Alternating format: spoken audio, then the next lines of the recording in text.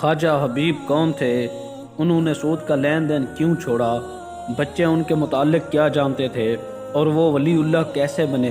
یہ سب جاننے کے لیے ویڈیو آخر تک دیکھیے گا۔ السلام علیکم دوستو۔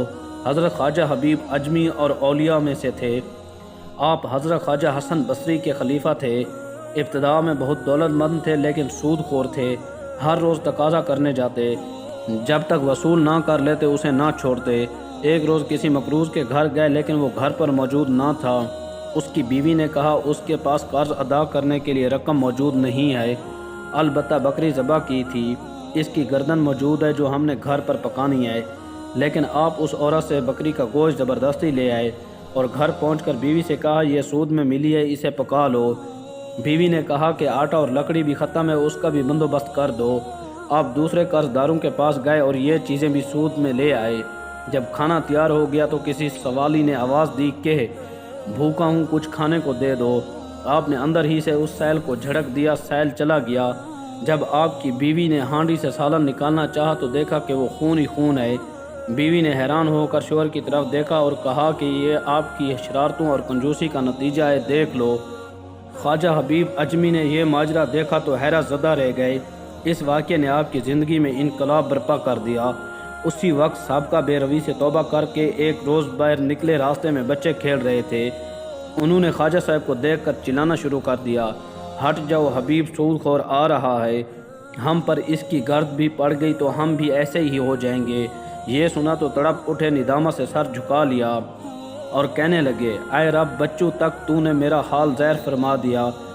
خواجہ حسن بصری کی خدمت میں حاضر ہو کر توبہ کی، سب قرضداروں کا قرض معاف کر دیا، اپنا سارا مال و اسباب راہ خدا میں دے ڈالا، عبادت و ذکر الہی میں مصروف ہو گئے اور سیم الدہر اور قیم اللیل رہنے لگے۔ کچھ عرصہ بعد ایک دن پھر انہیں لڑکوں کے پاس سے گزر ہوا تو انہوں نے آپس میں کہا خاموش رہو، حبیب العابد جا رہے ہیں۔ یہ سن کر آپ رونے لگے اور کہا اے اللہ، یہ سب تیری طرف سے ہے۔ جب اس طرح عبادت کرتے ایک مدت گزر گئی تو ایک دن بیوی نے شکایت کی ضرورت کیسے پوری کی جائے۔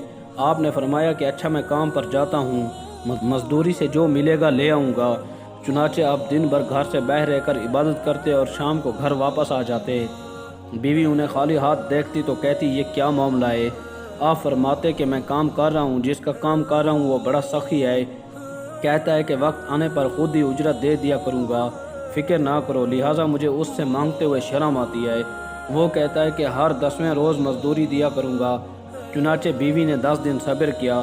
جب آپ 10ویں روز بھی شام کو خالی ہاتھ گھر واپس جانے لگے تو راستے میں آپ کو خیال آیا اب بیوی کو کیا جواب دوں گا۔ اسی خیال میں گھر پہنچے تو عجیب ماجرا دیکھا، عمدہ کھانے تیار رکھے تھے۔ بیوی آپ کو دیکھتے ہی بول اٹھی یہ کس نیک بخت کا کام کر رہے ہو، جس نے دن رات کی اجرت اس قسم کی بھیجی ہے اور 3000 درہم نقد بھی بھیجے ہیں، اور یہ بھی کہلا بھیجا کہ کام زیادہ محنت سے کرو گے تو اجرت زیادہ دوں گا۔ یہ دیکھ کر آپ کی آنکھیں اشک بار ہو گئیں۔ خیال گزرا کہ خدائے پاک نے ایک گنہگار بندے کی 10 روز کی عبادت کا یہ صلہ دیا، اگر زیادہ حضور قلب سے عبادت کروں تو نہ جانے کیا کچھ دے۔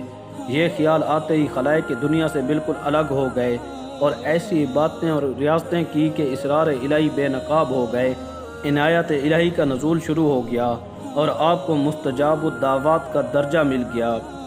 حقیقت ہے کہ اللہ تعالیٰ کسی کی محنت کو رائیگاں نہیں جانے دیتے، بے شک جو جتنی محنت کرے گا اسی قدر وہ صلہ پائے گا۔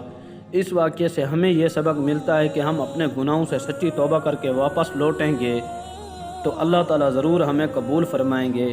اس لیے مایوس نہیں ہونا چاہیے بلکہ سچی توبہ کر لینی چاہیے، اسی میں ہماری نجات ہے۔ اللہ تعالیٰ ہم سب کو عمل کرنے کی توفیق عطا فرمائے، آمین۔